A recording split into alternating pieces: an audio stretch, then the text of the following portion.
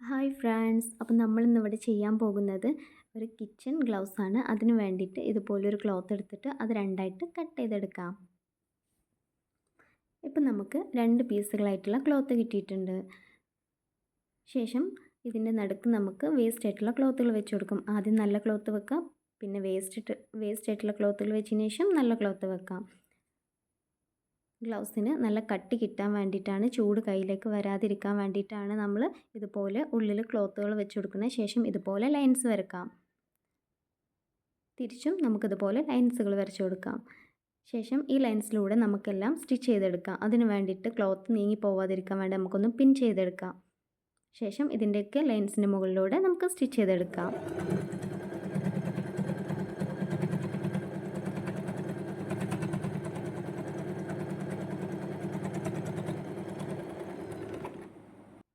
ഇപ്പോൾ ഇതാ നമ്മളെല്ലാ ലൈൻസിൻ്റെ മുകളിലൂടെയും സ്റ്റിച്ച് ചെയ്തെടുത്തിട്ടുണ്ട്. ശേഷം ക്ലോത്ത് ഇതുപോലെ മടക്കി വെക്കാം.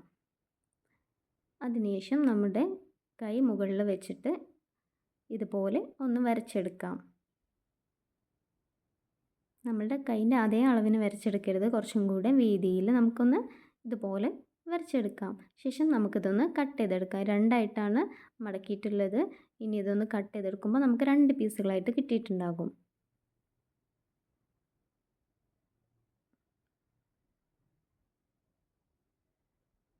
ഇപ്പോൾ ഇതാ നമ്മൾക്ക് രണ്ട് പീസുകളായിട്ട് കിട്ടിയിട്ടുണ്ട്. ശേഷം ഇതൊരുപോലെ വെച്ചിട്ട് നമുക്കിതിൻ്റെ സൈഡിലൂടെ ഒന്ന് സ്റ്റിച്ച് ചെയ്തെടുക്കാം.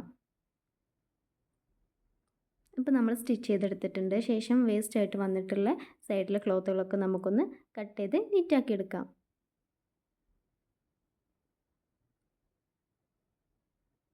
ഇതുപോലെ കട്ട് ചെയ്ത് നീറ്റാക്കാം.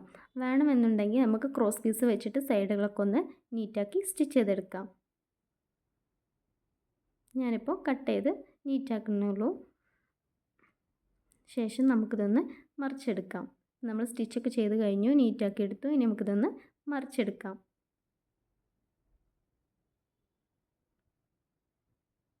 അപ്പോൾ ഇതാ നമുക്ക് നല്ലൊരു ഗ്ലൗസ് കിട്ടിയിട്ടുണ്ട്. ശേഷം നമുക്കിതിൻ്റെ അടിഭാഗം ഒന്നെങ്കിൽ ക്രോസ് പീസ് വെച്ചിട്ട് നീറ്റാക്കി എടുക്കാം, അല്ലെങ്കിൽ നമുക്കൊന്ന് മടക്കി സ്റ്റിച്ച് ചെയ്യാം. ഞാൻ അപ്പോൾ മടക്കി സ്റ്റിച്ച് ചെയ്തെടുത്തിട്ടുള്ളത്.